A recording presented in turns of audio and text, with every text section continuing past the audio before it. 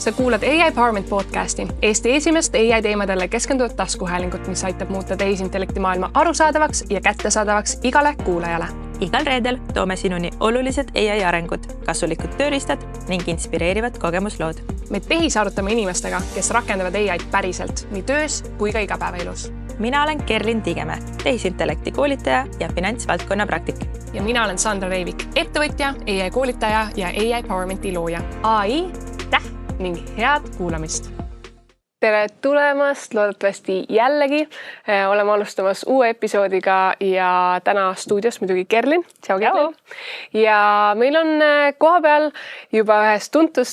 tuntud ettevõttest. Meie episoodides on olnud 2 inimest, kes on käinud rääkimas Airest, Otto Mätas 8 episood, Kirkemaar 38 episood, kui tahate kuulata. Täna me lihtsalt lähme natukene teise perspektiivi alt, et Aire, selline tehisintellekti robootikakeskus meil Eestis on sisenemas uut rahastusperioodi. Saame teha natukene tagasivaadet sellele, mis siis saavutati 3 aasta jooksul ja mis on nüüd uued eesmärgid ja selle jaoks oleme siis kutsunud stuudiosse minu parima sõbranna.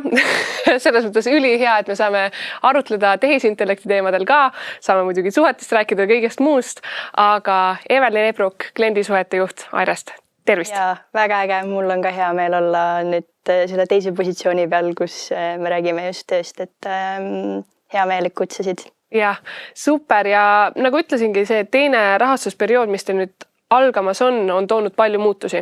Aga tegelikult sul on endalgi ju tehisintellektis juba korralik taust, äkki räägidki natuke enda sellest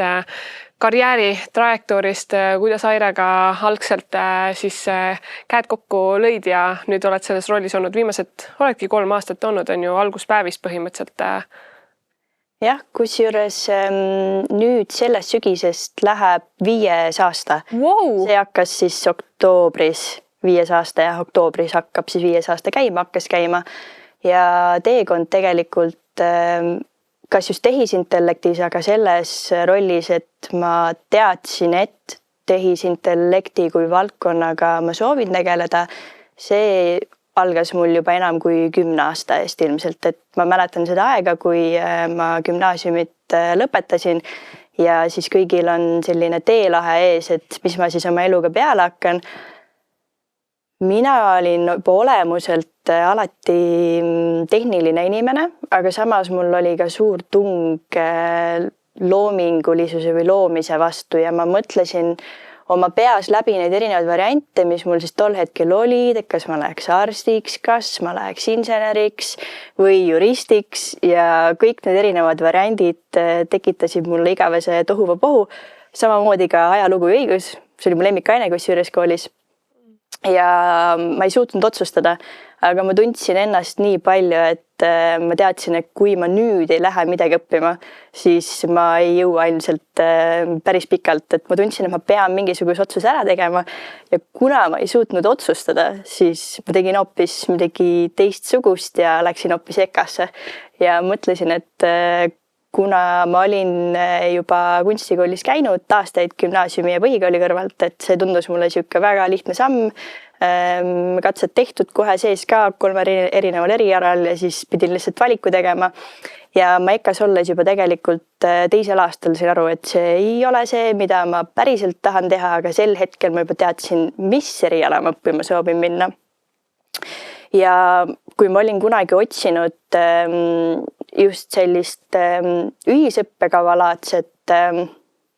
eriala, kus siis saaksid insenerid ja disainerid koos töötada, nii et sa lood erinevaid insenertehnilisi lahendusi, siis sellise õppekava ma juba leidsin ilmselt aastal 2014. Ma mäletan selgelt, kui ma ise olin Inglismaal Erasmuses, siis ma leidsin sellise õppekava ja ma teadsin, et tehisintellekt on see valdkond, kus ma tulevikuks sooviks töötada ja siis selle asemel, et nii-öelda välismaal, mida ma alguses mõtlesin, et ma lähen õppima seda õppekavana mitte Stockholmis, vaid Göteborgi ülikoolis oli siuke eriala, siis mõned aastad hiljem tuli see ka TalTechi ja TalTechi ma siis õppima läksin ja tehisintellekt seal mul taustal oli. Ja huvitaval kombel juhtus nii, et kui ma erinevaid projekte ülikoolis kaasa tegin, siis üks õppejõud küsis mu käest, et Evelin, millega sa tulevikus sooviksid tegeleda, siis ma ütlesin, et tehisintellekti valdkonnaga. Ja siis juba ma arvan, et mõned kuud hiljem tuligi mu postkasti see kiri, et Aire keskus on avatud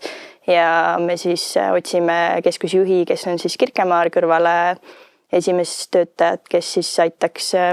neid struktuure ja süsteeme kõik nii-öelda üles ehitada, mille peamine eesmärk on siis toetada Eesti ettevõtete konkurentsivõimet. Päris kuidagi sujuv teekond, et sa nagu nii pikalt oled teadnud seda, et paljud õnneks ju otsustavad mingi hetk, et nüüd tahaks kannapööret ja nüüd valivad siis valdkonna. Ja kusjuures sellega oli veel see, et kui ma olin magistri esimesel aastal ja ma vaatasin erinevaid ettevõtteid, mis Eestis olid, siis mitte ükski neist ei tekitanud minus otsest nii-öelda isu, et nende juurde tööle minna, sest et sa ikka ju nii-öelda otsid kõrvalt seda potentsiaalset tööandjat ka. Ja kõige ambitsioonikamana tunduski mulle see uudiskiri, mis tuli välja enne, kui ma Airesse tööle läksin. Ma olin kunagi lugenud seda uudiskirja, et selline keskus tuleb ja ma mäletan veel, et ma ütlesin, et see oleks ilmselt olemuselt enam-vähem juba täpselt see ainus koht, kus ma Eestis töötada sooviks. Et täiesti üllatuslikult see mulle tuligi nagu selles suhtes nagu hästi loomulikult laua peale, et ju siis olin nagu mõtetega õiges kohas ja ma olen tundnud, et ma olen saanud ka rakendada seda, mis mulle kõige rohkem tegelikult teha meeldib, on hallid alad. Ja Aire on algusest peale olnud tohutu hall ala, et kuidas sa erinevate organisatsioonide, asutuste ja erasektoriga koostööd siis teed ning mulle tohutult meeldib nii-öelda korralageduses näha süsteemi, struktuuri, luua seda ja selles vaates olen ma pidevalt olnud õiges kohas ja nüüd ka tänane jutu teema, et samamoodi nüüd on, kui me varasemalt oli nii-öelda Eesti levelil selle struktuuri loomine, siis nüüd me juba vaatame ka Euroopa tasandile, et see on põnev aeg, ehitamise aeg. Okei, aga võtame enne kokku selle minevikuperioodi ja siis räägime sellest, kuhu Aire liikuma hakkab. Ehk et nüüd, eks ju, augustis lõppeski esimene rahastusperiood. Aire ongi nii-öelda rahastatud erinevate fondide, organisatsioonide kaudu. Räägi natuke sellest taustast ja räägi, mis selle esimese 4 aasta jooksul siis ära tehtud on. Aire rahastusmudel siis tõesti on Euroopa Liidu ja Eesti riigi poolt kokku tulnud, et Euroopa Liit propose'is, on siis inglise keeles selline sõna või taotles, soovis selliseid keskuseid igale Euroopa Liidu liikmesriigile, kes tegeleksid ettevõtete esmatasandi digitaliseerimise ja automatiseerimise ja ühtlasi ka tehisintellektiga. Ja see rahastus oli eraldatud igale liikmesriigile ja selle jaoks pidi siis riik toetama kõrvalt seda ka oma vahenditega. Ja siis esimene periood meil oligi pool riigi raha, pool Euroopa raha ja see, mida me valime enda sihtgrupiks oli riigi või iga keskuse enda siis soov just otsustada. Ja Eesti poole pealt siis see fookus kohe meie riigi poolt oli tööstusettevõtted, et me ju kõik teame, et meie riigi edulugu tuleb ennekõike avaliku sektori digitaliseerimise loost. Ja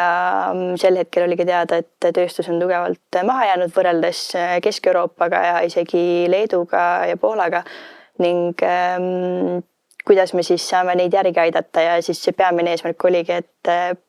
tegeleme siis hoopis sellega, et vaatame, et kuidas tööstus saaks uudseid tehnoloogiaid enda kasuks ära kasutada. Meie fookus algusest peale oligi just tehisintellekt ja seeläbi me siis läbi riigi Euroopa Liidu rahastusega tööstusesse suundusimegi. Ning need esimese perioodi kõige olulisemad kokkuvõtted puudutavadki siis seda, et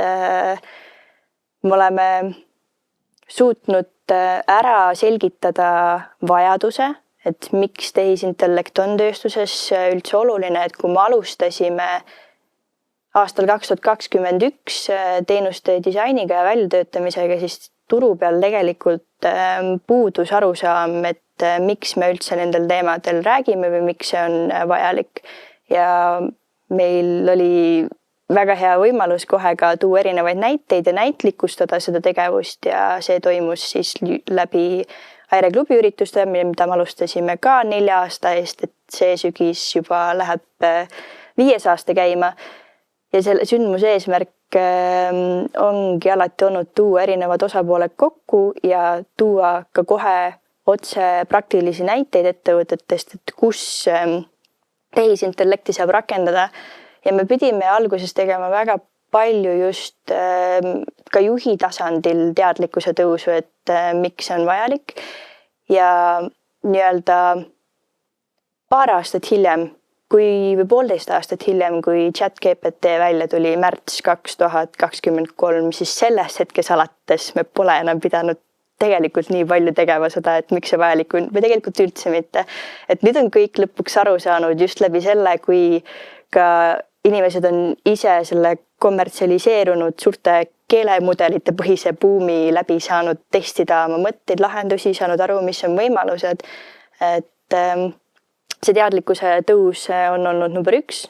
ja usalduse tekitamine ja see siis läbi erinevate Aire nii-öelda teenuste, mis meil on olnud ettevõtetele suunatud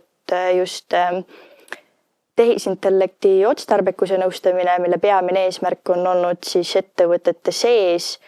leida erinevad kohad, kus tehisintellekti oleks mõistlik rakendada ja milline on siis see teekond, et selleni jõuda ja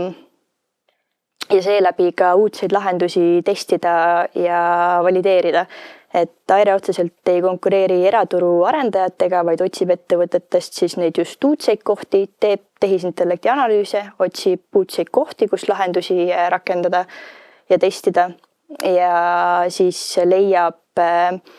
läbi erinevate valideeritud testide, toome mõned näited ka hiljem,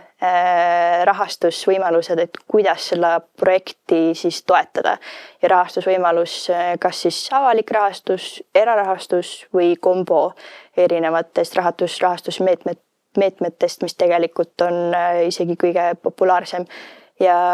koostööd ka pangaga, et panga jaoks riskide valideerimine ja hindamine on hästi olulised, et kui nii-öelda lahendus on testitud, üldse tehisintellekti ongi üks suur määramatus ja seda määramatuse nii-öelda riskide hindamist me siis oma tegevusega teeme ja 64 miljonit siis on see summa, mille Aire kliendid läbi meie teenuste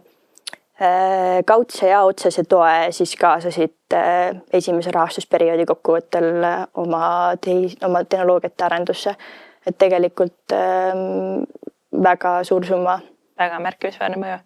Ja natuke täpsustada, eks, kuna sa tõid selle ChatGPT sisse, et ka kuulajatele, see ei ole see, millega te tegelete, eks, kuidas siis ChatGPT-d juurutada ja selle esimese perioodi jooksul ma tean, et üle 50 projekti te olete toetanud, eks ju. Kas sa tood mõned need näited ka nendele kuulajatele, kes ei tea tegelikult, millega Aire tegeb või mis seal tööstuses nii erilist on või kus me saame AI puhul neil sükest päriselt seda hüpet, et nad saavad kas efektiivsust või uut äri? Ja, et see ongi kusjuures kõige põnevam osa meie töö juures, et kui keegi mõtleb tööstuse peale, siis võib-olla alati ta ei tundu eriti noorte jaoks nii atraktiivne valdkond, kui tegelikult, kui me paneme sinna tehisintellekti komponendi, siis just see on nüüd see koht, mis teeb selle tohutult ägedaks, kuna igal ettevõttel on nii erinevad rakenduskohad, kus siis tehisintellekti rakendada, see võib olla äripoole peal, see võib olla seotud nende põhiprotsessidega, see võib olla seotud üldse ettevõtte alustamisega ja me hea meelega tookski siis mõned erinevad näited ning kõige tuntum nendest, kusjuures,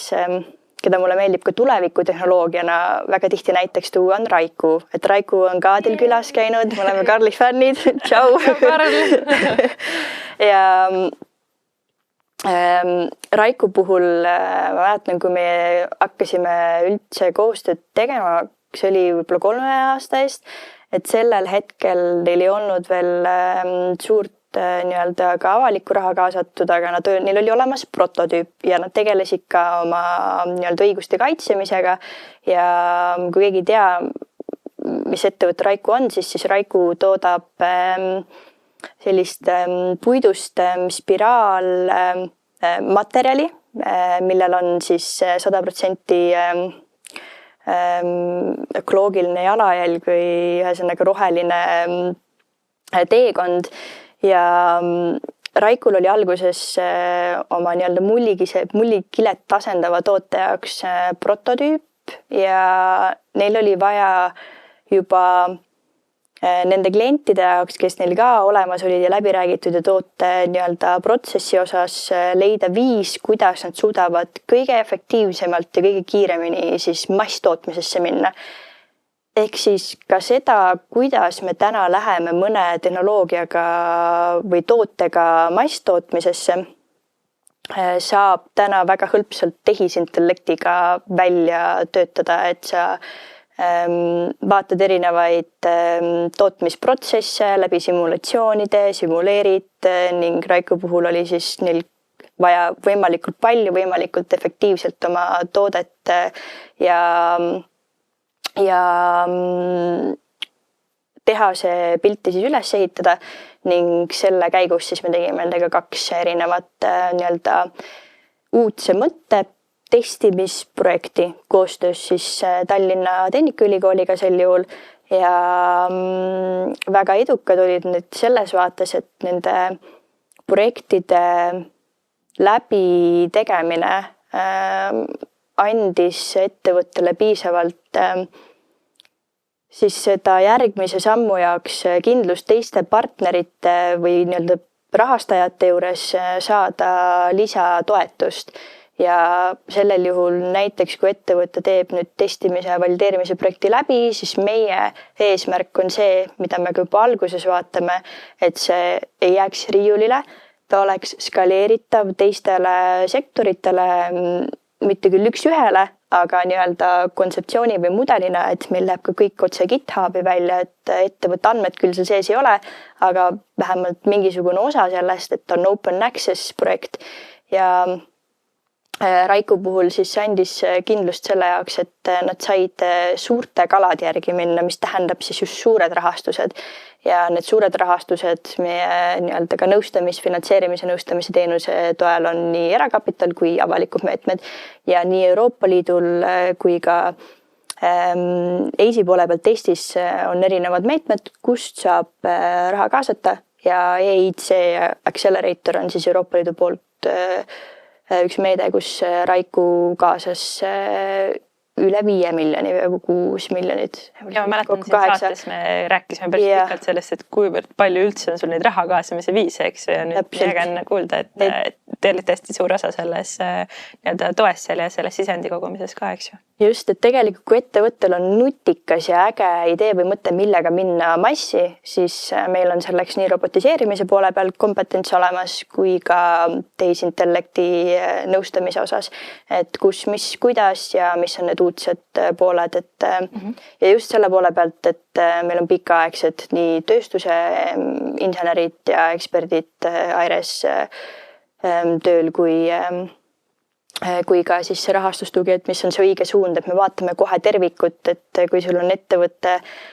kellel, kui me üldse vaatame seda, kas see on mõistlik ja just lähme selle peale välja, et kuidas me selle kogu teekonna läbi teeme nii, et ta rahaga saaks. Et see on hästi suur osa sellest tegelikult, mis on siis selle ettevõtte peamine eesmärk, tema konkurentsivõime tõstmine või ja ka Eesti kui ka Euroopa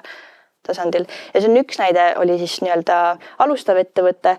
ja siis näitena on ka meil väga ägedaid ettevõtteid, kes tegelikult on juba pikaaegselt teinud ülikoolidega koostööd. Üks näide lisaks veel sellele, mis me siin täna räägime, meil on kodulehel väljas täiesti eraldi portfoolio, kui kellelgi on huvi, siis seal on kõik need 54 erinevat projekti väljas ja tegelikult isegi 61 on rohkem juba. Ja üks näide sellisest klassikalisest ettevõttest, mis tegeleb lehtmetalliga, oleks Valdek ja Valdek siis läks oma toote arendamise peale, kui sa oled juba nii kaugel, mis on see ettevõtte tüüp, mida me tegelikult otsime ja soovime kõige rohkem näha, on need ettevõtted, kes jõuaksid selleni, et neil oleks oma toode, nad suudaksid midagi müüa ka väljaspoole kui selle, et nad lihtsalt teevad allhankeid, et Valleku puhul see pikaaegne juba varasem koostöö nii-öelda teadusasutusega viis sellise projektini, kus siis juba olemasolevate turvakaamerate näol hakati jälgima lattu sisse ja välja minevat kaupa, mis nende puhul on siis lehtmetall ja tark laologistikasüsteem nii-öelda 3-4 aasta eest, mida 4-5 aasta eest veel eeldas seda, et sul on erinevad nii-öelda süsteemid ja erinevad nii-öelda uued tehnoloogiad, mis sa kogu ostad ettevõttesse sisse ja siis hakkad rakendama, kuid tehisintellekt võimaldab just seda, et kas sa siis paned erinevad nii-öelda juba olemasolevad tehnoloogiad omavahel suhtlema või siis ka mõnda muud viisi, nagu näiteks kaamera pilti jälgides, suudad määratleda, kus sul kaup liigub ja asub, ilma et nii-öelda inimene midagi piiksutaks kuskil. Ma arvan, et me oleme nii palju on ees, sellepärast ma tean, et see uus rahastusperiood on ka väga huvitav, mis te olete nii-öelda läbi mõtestanud, nüüd ka aina rohkem hakata avalikult nii-öelda jagama, aga võib-olla võtakski selle uue rahastusperioodi ette kuni 2028 ja üks suur muutus ongi nüüd selle sama Euroopa Liidu tasandi ühendamise sidusus nii-öelda siis luua, mis ongi põhimõtteliselt sinu kätte ka praegusel hetkel antud, et võib-olla sa tooksid need uued fookused, eesmärgid natukene siis punkti haaval ette. Ja, põnev. Põnev just selles osas, et see esmatasandi vaev on ära nähtud, kohalikul turul hästi tuntakse meid ja Euroopa Liidu suurem eesmärk on peaasjalikult see, et me ei jääks igaveseks USA-st ja Hiinast maha tehisintellekti kui nii-öelda kontinendina, et see tehisintellekti kontinenti action plan, AI Continent Action Plan on siis see suurem strateegia, mis Euroopa Liit kevadel välja andis ning meie jätku nii-öelda perioodi tegevused ongi siis tugevalt seotud tehisintellekti strateegia nii-öelda elluviiva lülini mitte ainult Eesti tasandil, vaid Euroopa tasandil ja siin nüüd saab kokku nii ettevõte, kes on siis igas liikmesriigis esmatasandil, kui siis asutused, kus tuleb raha ja tugi, et tänapäeva probleemid on nii multikomplekssed, et tegelikult nii-öelda ainult ettevõtte ise või siis nii-öelda ühest rahastusallikast enam neid suuri probleeme ei lahenda, vaid siin ongi osa nüüd siis erinevate asutuste koostööl. Ja Euroopa Liidu nägemus on siis see, et me võimaldaksime võimalikult palju seda, et erinevaid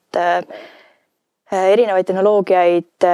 me ei dubleeriks Euroopas, et see on üks asi, mida me teeme väga hästi, et meil on väga tugevad teadusasutused, ettevõtted, aga kogu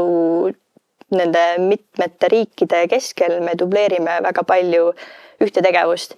Ja meie eesmärk on siis see, et me ei dubleeriks head tehnoloogiat ja toon näite, meil on üks ettevõte 5.0 Robotics, kellel on siis välja töötatud uhke CNC masin, mis on ka tehisintellekti põhine ning nende väga äge ja innovatiivne toode on siis meie kaasabil viidud meie Iiri partneri uue perioodi konsortsiumisse, mis tähendab seda, et on olemas üks hea tehnoloogia, mis on siin Eestis arendatud ja nüüd see läheb iirlastele kasutamisele nende tööstusesse, tootmisettevõtetesse ja seda tööd me teeme hästi palju, et me võimaldame ligipääsu siis meie headele tehnoloogiatele väljapoole ja ka vastupidi, et kui me näeme kuskil, et on juba midagi loodud, siis meie eesmärk ei ole seda rahastada ja toetada, võib-olla leida mingisugune muu, kui see on juba Euroopa Liidus vähemalt nii-öelda tehtud, kui Euroopa Liidus ei ole, siis me leiame viisi, aga just selle jaoks, et kuidas me siis suurendama seda, mis on tegelikult väga keeruline probleem, kuidas sa saad erinevad ettevõtted rakendama Euroopa Liidus loodud tehisintellekti tehnoloogiaid, lisaks ka lisarahastuse kaasamine jätkuvalt ja kõige ägedam kogu selle poti juures on kindlasti ligipääs erinevatele arvutusvõimsuskeskustele ja see on nüüd see, mis ka hiljuti on lauale tulnud, et meil puudub tehisintellekti taristu, aga tuleb välja, et tegelikult läbi meie seda saab väga hästi, et just paar nädalat tagasi tuli esimene ettevõte, kes tahtis arvutusvõimsust kasutada ja me polnud seda teenust veel reklaamima hakata jõudnudki, kui tegelikult me saime juba selle serveri, virtuaalserveri avada, et nad saaksid ligipääsu Lumile ja suurandmeid siis treenida. Et kui siin 3 aasta eest tegime teadlikkust üldse, miks üldse on vajalik, siis täna on nüüd küsimus infrastruktuuris ja see on nüüd see järgmine samm, millega me tegeleme, et saada siis meie kohalikud ettevõtted Euroopa Liidu tehisintellekti infrastruktuuri kasutama. Kas selle AI strateegia Euroopa Liidu tasandil, kas Eestil on ka mingi konkreetne koht või vastutusala ka määratud või mis on meie nagu selline tugevus? See ühine vastutusala on siis horisontaalne AI Continent Action Plani või selle AI strateegia sees väga ilusti ära jagatud, et just nii-öelda nende Euroopa Liidu nii-öelda asutuste põhiselt, et AIRE kuulub siuksesse võrgustikku nagu European Digital Innovation Hubs ja selle strateegias siis sellel nii-öelda AIRE ja AIRE võrgustiku peamine eesmärk on olla esmatasand kõikidele ettevõtetele horisontaalselt, et kuidas edasi liikuda, kuidas alustada siis tehisintellekti rakendamist ja tekitada lisapääsu siis järgmistele tasanditele, mis on siis HPC võimekuse kasutamine ja ka testimise ja valideerimiskeskused, mis on veel Euroopas, mis puudutavad spetsiifilisi kas siis tervisetehnoloogiaid. Kui keegi soovib tervisetehnoloogiate puhul saada mingisuguseid andmeid, tammi andmeid, kõik, mis vähegi suudab üks ettevõtte ette kujutada, mis tal võiks probleem olla, siis suure tõenäosusega me leiame selle koostöö tee ja viisi mõnest partnervõrgustiku keskusest, kus siis on see eesmärk jälle see, et me ei dubleeri midagi ja ei pea aega kulutama selleks, et me hakkame midagi nullist tegema, vaid et tegelikult need lahendused on meil selle süsteemi sees olemas. Ja palju võib mõelda, et okei, et aga me ei taha midagi välja anda, aga see ei ole enam eesmärk, et meil on eesmärk koostöö ja ka teised keskused nagu meie mõtlevad mindseti poole pealt täpselt samamoodi. Ehk siis kuidas anda seda võimekust ühte kohta. HPC kiirelt, mis see tähendab? High performance computing ehk siis mudelite treenimine, kiire gigatehased sisuliselt. Neid on Euroopas 4 tükki, maailmas 10, ehk siis me ei ole üldse nii halvas kohas. AI Factories on siis selle Euroopa nimetus või projekti nimi ja neid läheb nüüd seda kiiret arvutusvõimsust läheb vaja just selle jaoks, et kui me räägime nüüd suurandmetest ja selle põhjal treenimisest, siis see on nüüd see ligipääs ja taristu, mida on vaja, et siin Eesti Energial ilmselgelt on ka palju andmeid ja näitena, et kindlasti saab seal, on teil juba tekkinud mingeid kohti, kus saaks midagi nii-öelda testida või mudida, siis need ligipääsud saab just Euroopast kätte. Okei, väga lahe. See lisanduv osa ongi palju siuke suurem koostöö ja see, et kuidas üldse üle riigi piiri tegelikult võimendada seda, et me tõesti ei pea nullist neid asju ehitama. Aga siis teine fookus, nagu sa vahepeal välja tõid, on see otse äridele suunatud, eks, et need teenused enne olid AIRE klubid, mis eks ju saan aru jätkuvad, siis need demoprojektid. Kas selle uue rahastusmeetme raames tuleb uusi teenuseid, mida te saate kohe äridele ka või ettevõtetele pakkuda nagu lisaks juurde siis? Jaa, et üks asi, kusjuures ma mainin siia vahel ära ka, et on pole seda üldse isegi puudutanud, aga AIRE teenused on ettevõtetele riigiabipõhised, mis tähendab seda, et see on tasuta ja see on avalik raha. Igal ettevõttel on by default 300 000 eurot riigiabi maa ja taeva vahel, mida nad saavad rakendada siis erinevate kas siis meetmete või teenuste jaoks, mida siis pakutakse nii-öelda abivormis ettevõtetele. Et see on täiesti nii-öelda eraldi case, aga lihtsalt märkimiseks, et siis igal ettevõttel on tegelikult ligipääs soovi korral AIRE teenustele.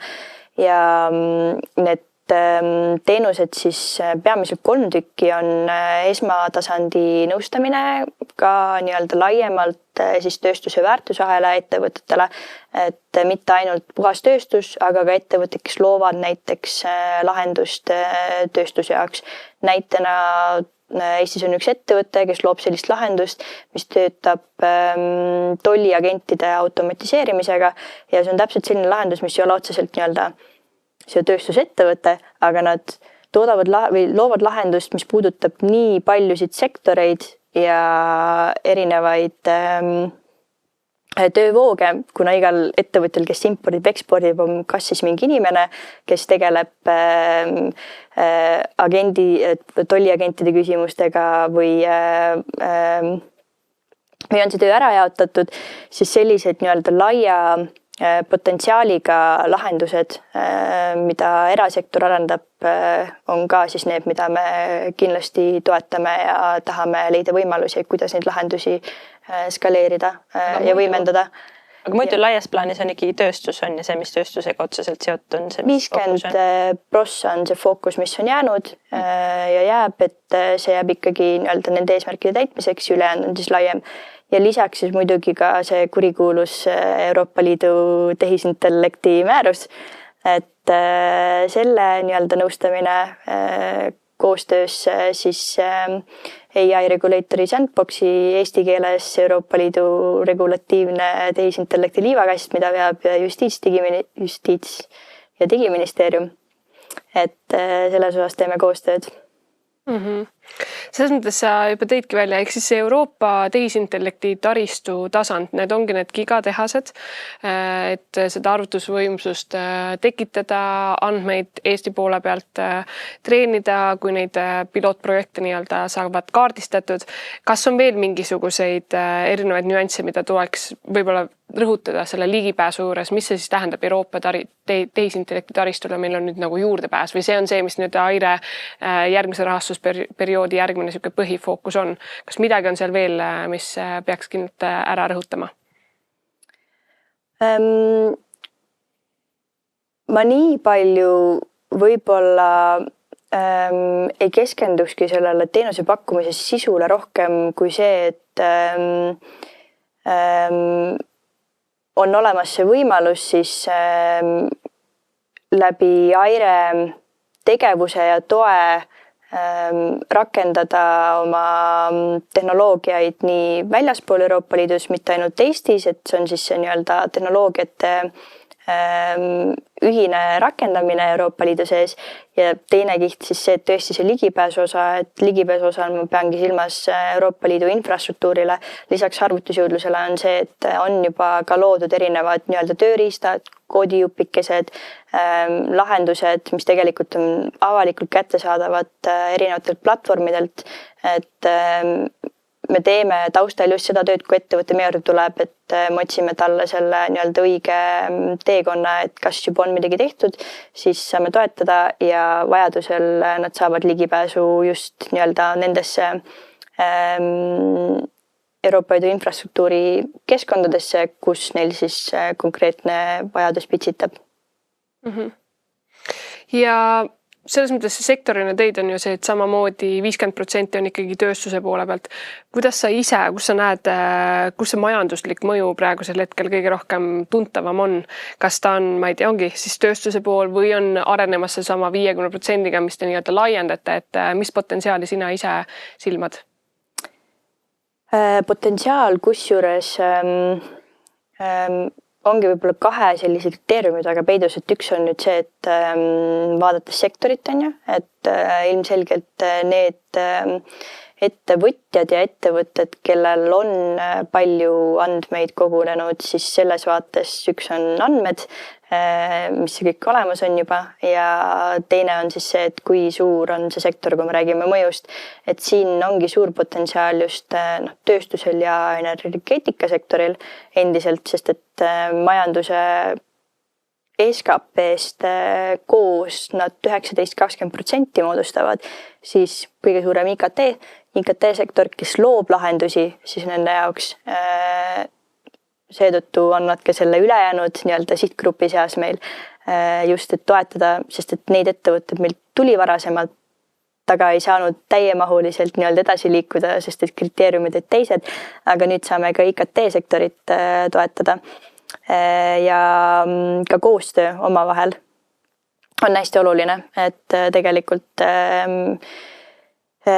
see osa, mida meie väga hästi teeme, just testimine ja valideerimine koostöös siis ülikoolidega, on vaja enne juba nii-öelda kokku leppida koos eraturu arendajatega, et kes hakkab seda siis ka ellu viima, edasi integreerima ja ettevõttel olema siis üks igapäeva kontaktisikuks, kui ettevõttel juba ei ole enda siis sellist tugevat arenduspartnerit olemas. Ja siit ka üleskutse kõikidele arendajatele, et selline teavitus on meil kohe välja minemas, et ootame kõiki arendajaid. Väga hea. Sa enne mainisid seda, tõimisen seda Raiku näite, eks ju, et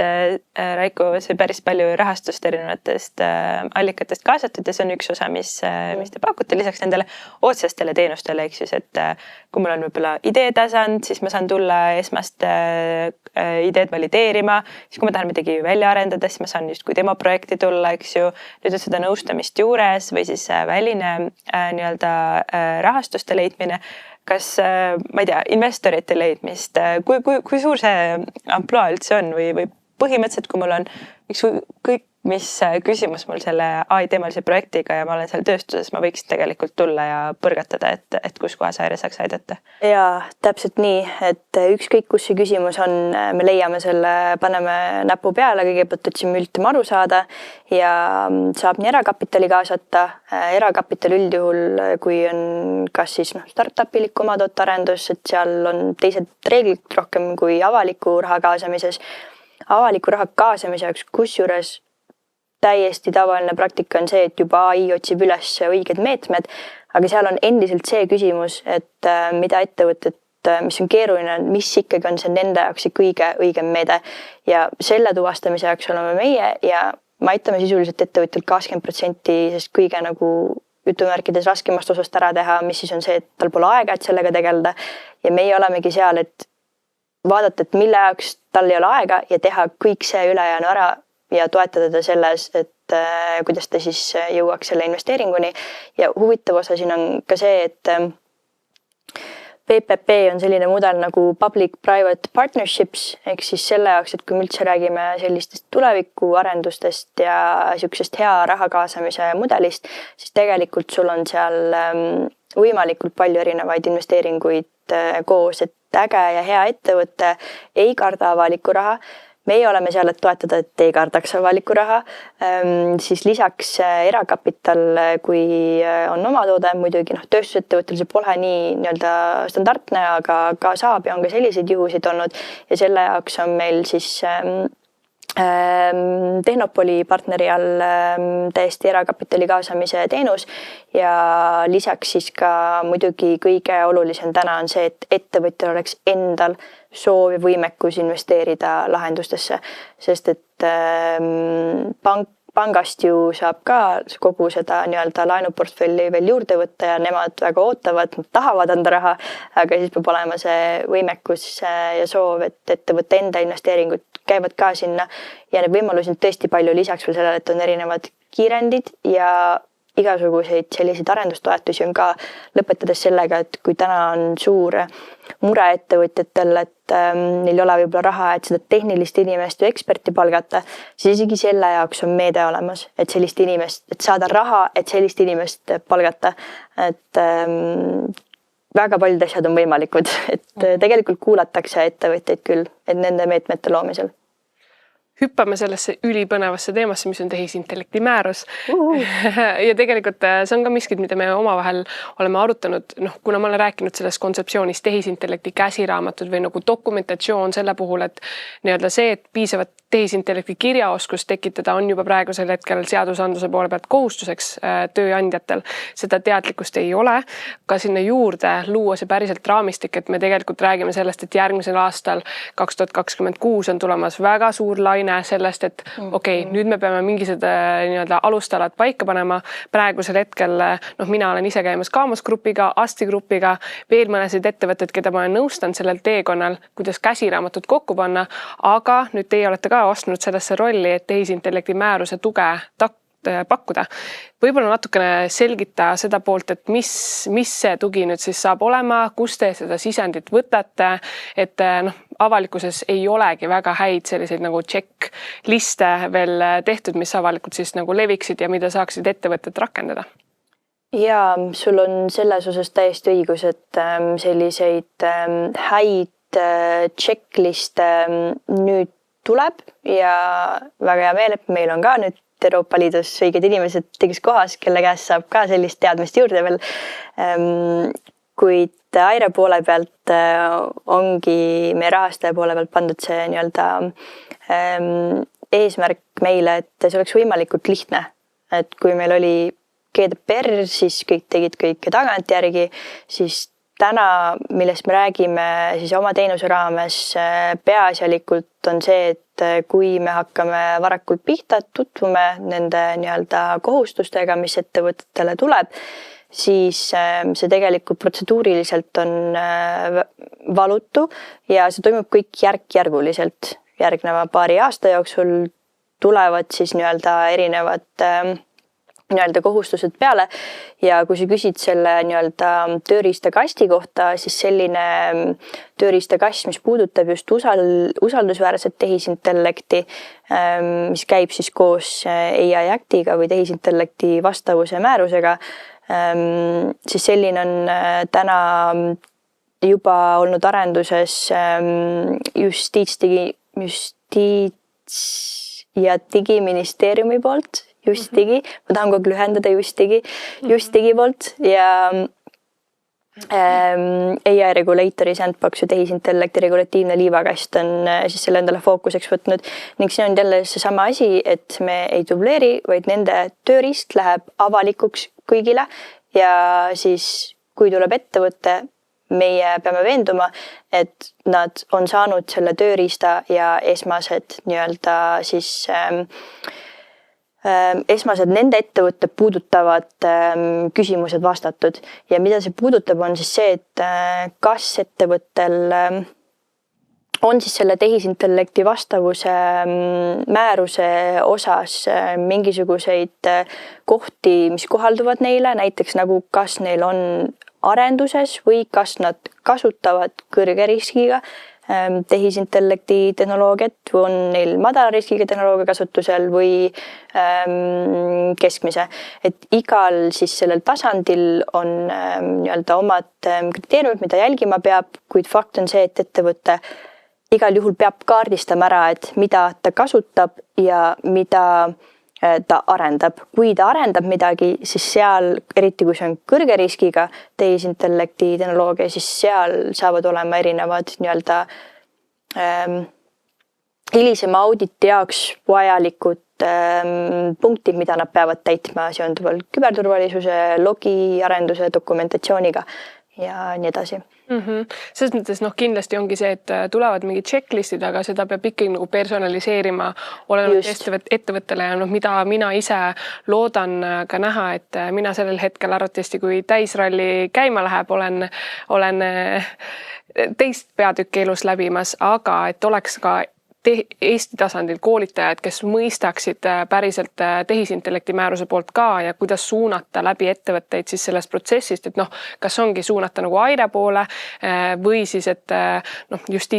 Hendrik Trasbergiga ma just hiljuti rääkisin ka telefonis, loodetavasti me saame ta detsembris tema uue positsiooniga Euroopa Komisjoni tasandil ka saatesse tuua, mis siis annaks rohkem veel sissevaadet, et mis on olgu need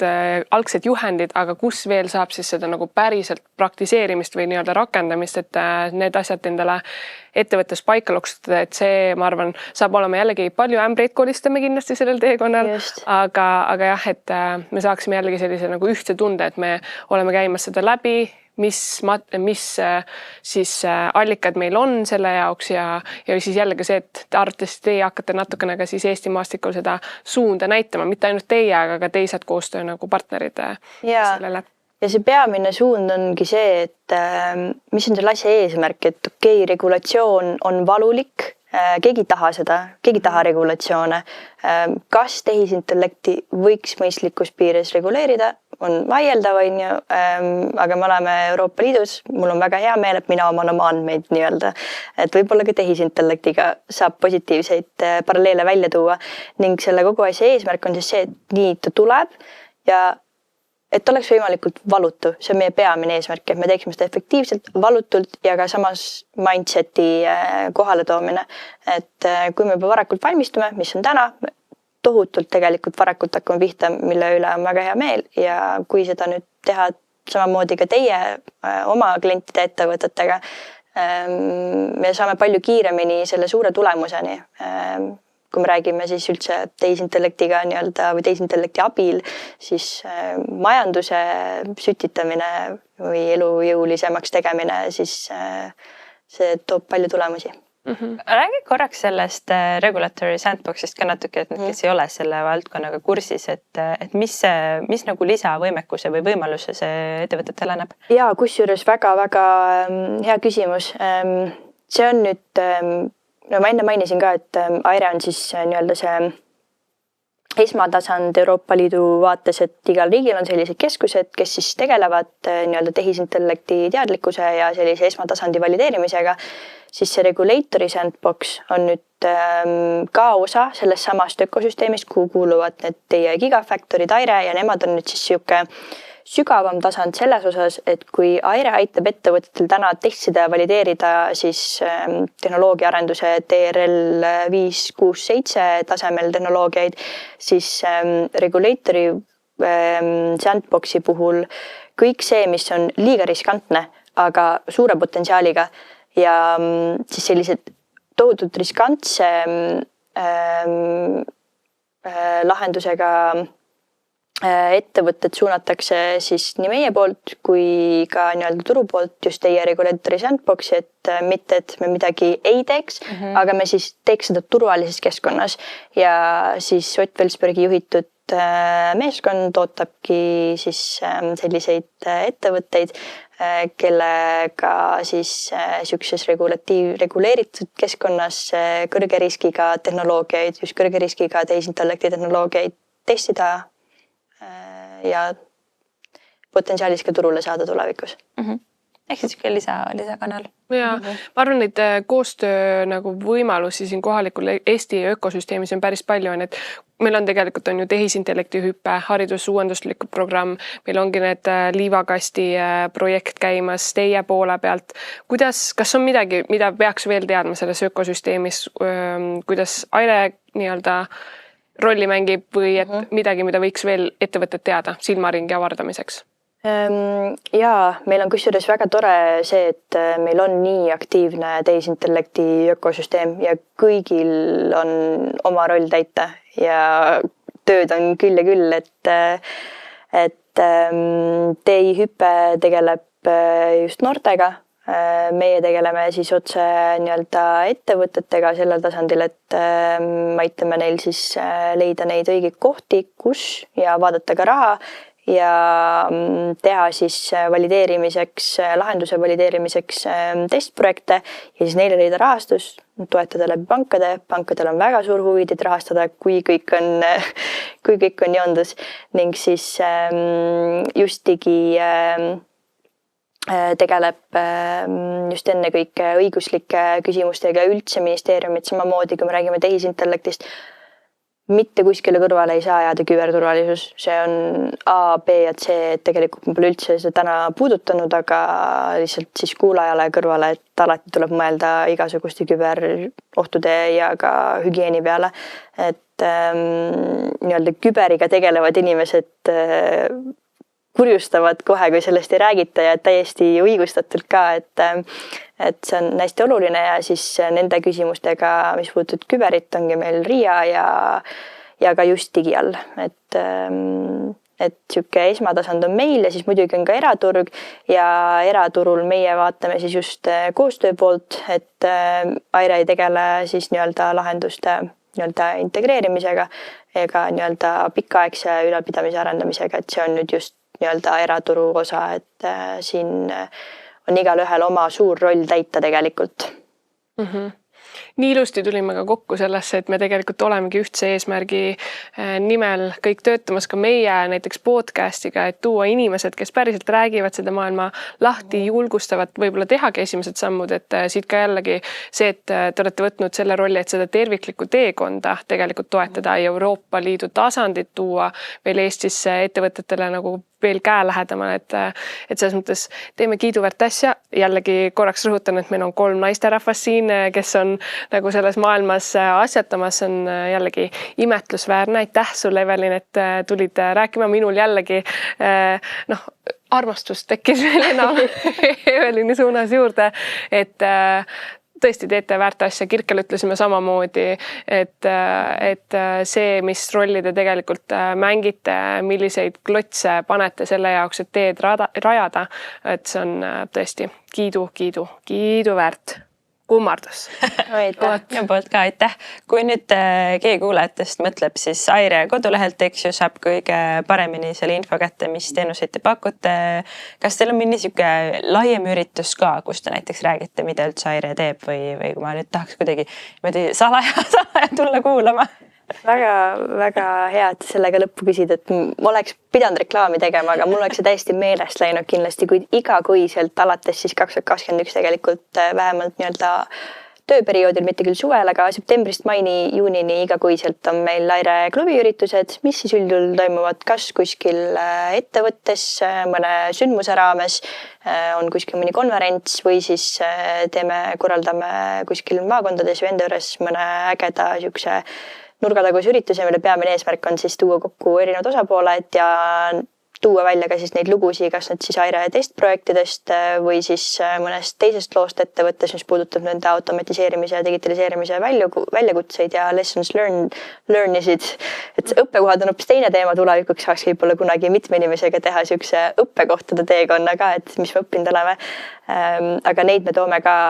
just tihti välja, et me alati palume, et kui meil on ettekandja, siis oleks ka nii-öelda need raskused või õpikohad välja toodud, et see on tegelikult see, mida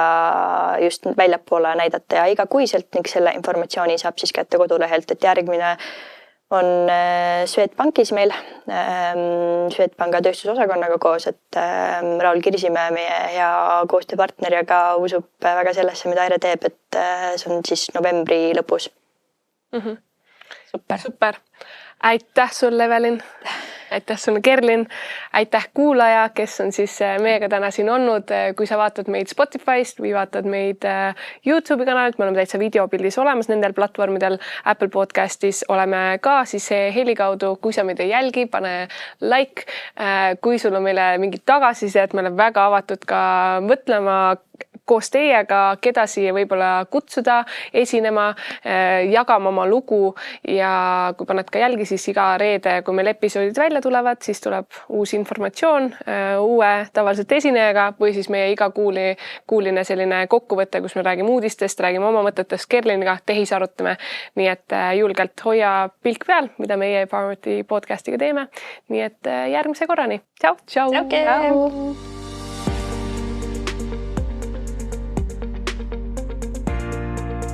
Täname Estonian Business Schooli, kes on meie ametlik tehniline partner ja pakub taskuhäälingute salvestamiseks professionaalset video- ja helistuudiot.